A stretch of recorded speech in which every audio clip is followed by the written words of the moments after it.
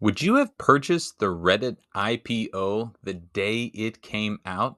Jedediah Collins here with the Money Vehicle Movement podcast, where we're trying to make financial literacy a little bit more current and even possibly a little cooler.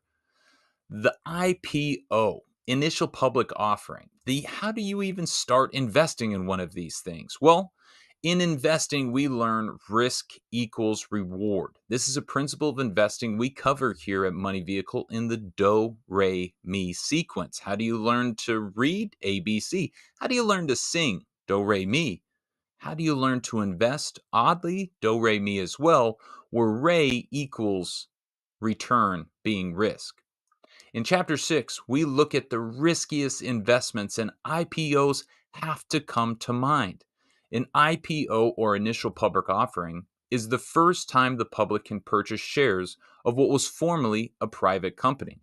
On the first day of trading, people get so excited they rush out to buy a share of this very unpredictable stock in the hopes that from the magic number the IPO was set to start at is just the bottom and only upside is going to come next. For example, the IPO listed at 20, but it's going to be 40 by the end of the day and 400 by next year. Well, if we know anything about investing, nothing only goes up. In fact, the first days or even weeks after an IPO, the stock price will often fall below the original IPO price after the hype has kind of run out. The sequence goes ding, ding, ding, the bell is open and the price is off and running for a few hours.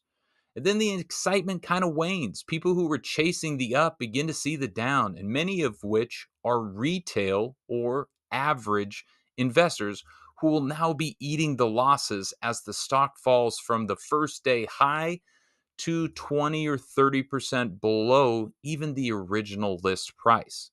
Take social media platform Reddit.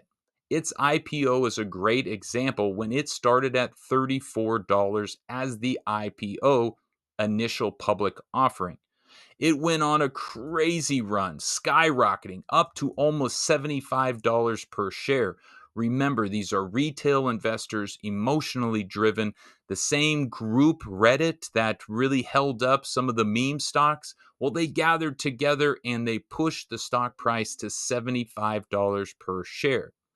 Many novice investors thought, we have to jump in before it goes to the moon, buying shares in the $70 range, only to see the stock fall 40% in the next few months. And all of these young, retail, emotional investors began holding the bags of these losses. These IPOs are the most uncertain because they have no track record, and most of the information about these companies have been kept private up until the point they decided that they wanted to go public and start to raise more revenue, or raise more dollars to grow the company. While there is excitement in an IPO and a great story for someone who can say, I bought Amazon on the day it IPO'd, there is a reason Money Vehicle preaches the B average index philosophy. Experts are trying to predict where these stocks will go without very good accuracy. And we're not just trying to churn a profit on day 3 of the IPO, but year 3 or even year 13. When you chase an IPO, you take on great risk of losing money. And that is something here at Money Vehicle we are trying to avoid while also understanding some risk is needed for that return. The B average mindset may lose some here and there as well, but it will not have the cliffs that chasing an IPO does. Won't have the upside either. That is the trade off.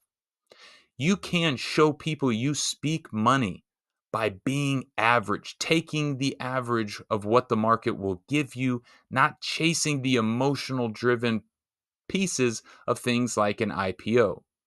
Take what the market will give you until you are confident and you can take on more risk. The beginning of your plan, you need risk, but you don't need excessive risk. You don't need to hit a home run right out of the gate.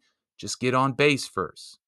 Keep driving your money vehicle, and we will see you at the next stop.